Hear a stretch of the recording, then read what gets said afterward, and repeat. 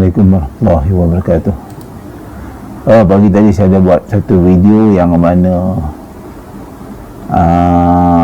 dia dah break garisan CB1 ni, kita tarik fiber dan nampak dah capai TP1.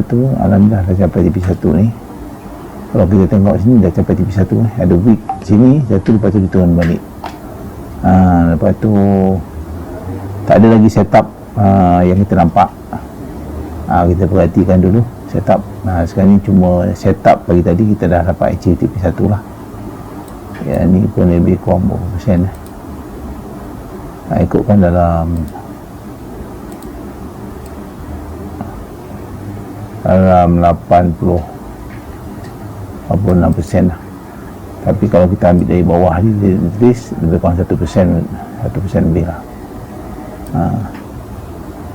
Itu saja. Terima kasih.